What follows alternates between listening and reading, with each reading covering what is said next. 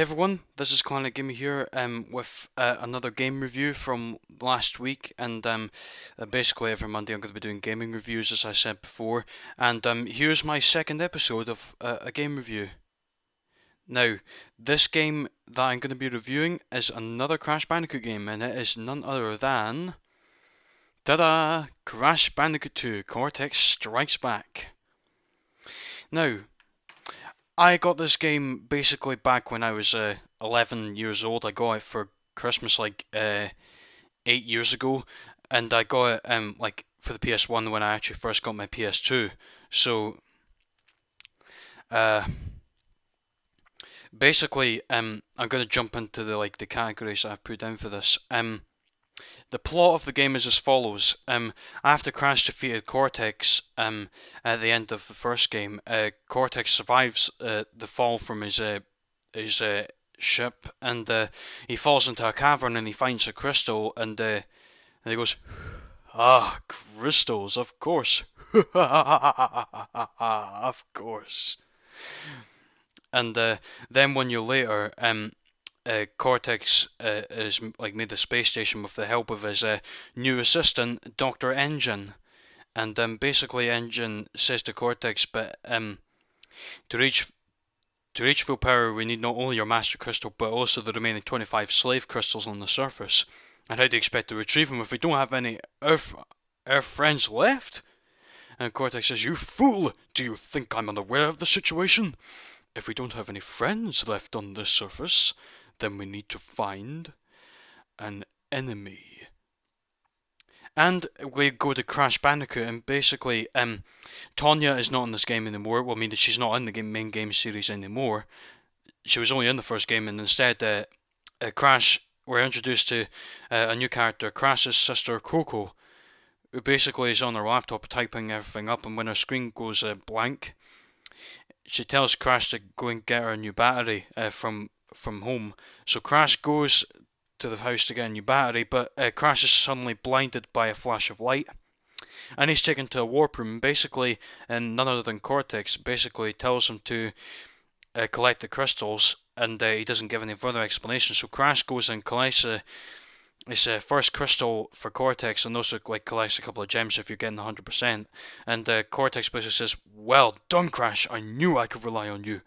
And then basically he says that he stumbled across a force that threatens to destroy the world, and it's important that he brings the crystals to him. And then Coco tries to contact Crash about Cortex's plans, and then after you've collected one gem from a level, or even two even, Brio basically appears on the holograms and says to Crash, "You've acquired a gem and you've got a crystal. Interesting." And then he says to Crash, "Well, Crash, as long as you're working with Cortex, you're my sworn enemy, and I'll do whatever it takes to stop you from collecting the crystals." He says, "If the fate of the world is truly your concern, you need to gather the gems and not the crystals." So in this game, this is where the gems and crystals actually become important, like from the second game onwards. Whereas in the first game, they weren't really important. But Brio said that I must use my forces to stop you from gathering crystals, and those are the first three bosses that you fight in the game. And basically, Crash works his way up through the warp rooms, defeating Ripperoo, the Komodo brothers, Tiny Tiger, and then in the fourth warp room, after you've collected the 20th crystal, Cortex appears and talks about Brio's intentions, and basically says at the end, "Use the platform to deliver the crystals to Engine." And I'm thinking, yeah, we know that he's evil now. So Crash defeats Engine, and then Cortex basically says, "Okay, Crash, you've crossed the line this time. Collect the remaining 5 crystals and bring them to me at once." So Crash collects all the other crystals and all the other gems, and Cortex basically laughs out loud, basically saying, "Yes, my plan is now complete, and I have you, Crash Bandicoot, to thank for." And basically, Cortex gets cut off by Coco, basically saying about how Cortex is going to use the crystals to power up the Cortex Vortex and turn everyone into Cortex's mindless slaves. So the final boss is Cortex, and Crash defeats him, and then afterwards, Brio takes Crash to the secret warp room which you go to collect the other gems, and basically fires a laser, the Cortex Vortex, and that sets the stage for the third game, and that's the end of the plot. Now, overall, I have to say it's a very good plot. And sorry if I went into much detail about it, and I probably should have provided a summary, but never mind. It was it's a basic plot, basically saying about you need to collect the crystals and gems and some sorts, and it's a very good plot, I think. It's a better plot than the second game. First game. It's a better plot than the first game, and I'm going to move on to the actual gameplay now of Crash Bandicoot 2. Now, I think the gameplay is definitely better than the first game, purely because the controls are so much better, and also there's different types of levels that you go to. There's like jungle levels, snow levels, and the first time they've ever been introduced in the Crash Bandicoot series. Water levels where you can ride a jet ski, and also like you can ride the polar bear, and it has better controls. Like unlike the Hogwild level in Crash Bandicoot 1. But also, there's another type of level that's in the fifth warp room, and that's where you're using the jetpack in Cortex's space station, and that's actually a really good level. It's definitely unique compared to the rest of the platforming levels that you have to do. So, and also, of course, you collect the crystals and the gems in each level as well. And the gems, like the color gems, are actually located on these new paths called death paths or skull and crossbones paths. And basically, this like the path is like very very hard, and there's a lot of death traps in there that can stop you from getting the gem. But if you're very good at the game, then you'll get through it by no problem getting the colored gem, depending on which one it is. There's a blue, red, yellow, green, and purple gems, and then there's also the clear gems for collecting every box in the level. But overall, I have to say, for the gameplay, it is so much better than Crash Bandicoot 1, and it's got better controls, and it's got more things to do in the levels, like collecting the crystals and gems. And the levels are unique, and they're exciting as well. And especially, like, now I'm going to talk about the boss battles as well. Basically, Ripperoo is an easy boss fight, and then the Komodo brothers are a bit hard. To deal with, especially like you never know where one of the Komodo brothers is going to be going, because one of them is like spinning out. I think that's Komodo Joe is spinning out, and you never know where he's going to go.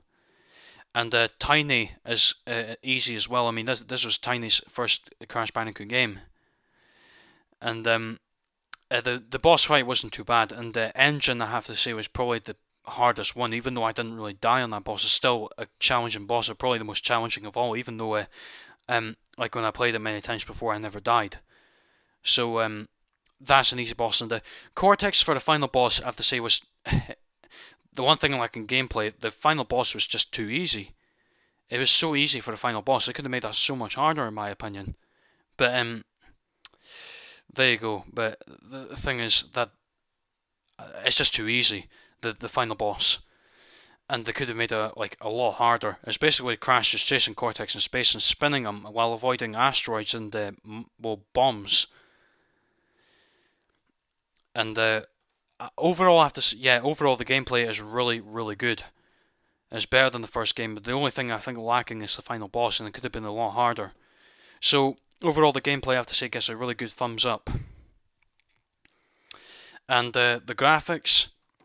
Well, the graphics have definitely improved from the first game, and it shows like the great graphics that they have in space. I mean, I know it's a PS1 game, but PS1 games don't really have that good graphics, but it's better than the Crash Bandicoot 1's graphics, or maybe just the same, but it's slightly better than the Crash Bandicoot 1, and the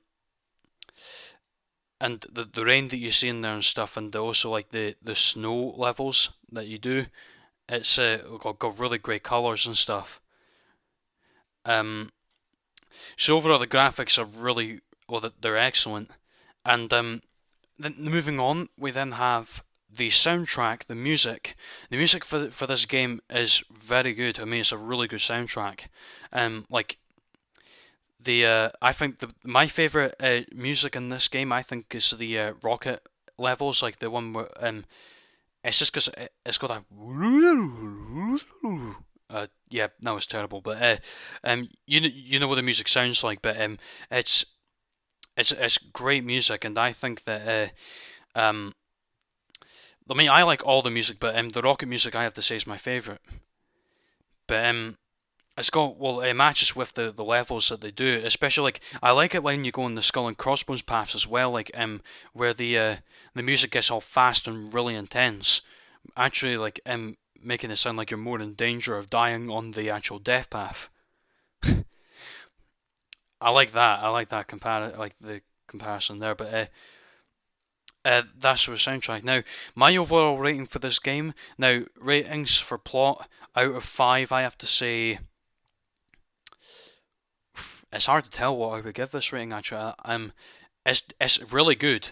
Um, but I mean, it's really good. I mean, I would give it 5 out of 5. And the gameplay, I have to say, is really good. Although the only lacking thing was the final boss. But apart from that, the gameplay is fantastic, and Crash Bandicoot 2 is definitely better than the first game.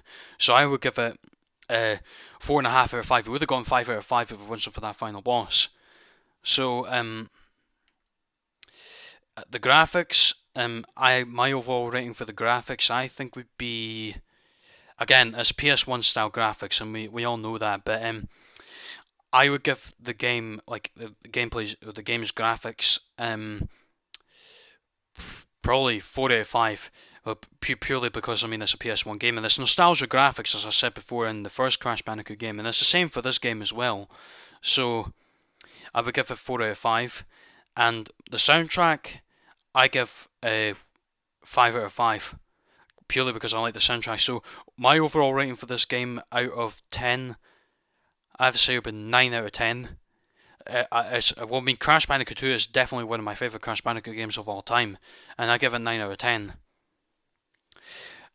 So I hope you enjoyed this game review of Crash Bandicoot 2. I'm hoping I'm going to be doing a more like up-to-date game review soon enough, but I want to get through like the Crash Bandicoot series, and uh, I might go into the game review other games like Assassin's Creed series and Uncharted series and the Resistance series as well. So keep an eye out for those in the future. I hope you enjoyed this video. Be sure to like the video, comment down below for your thoughts on Crash Bandicoot 2, and subscribe for more gaming reviews. And hope you enjoyed this review of Crash Bandicoot 2 Cortex Strikes Back. So from me, Cortex and Crash, I will see you next time when I give my next gaming review. Until then, I will see you later, and goodbye.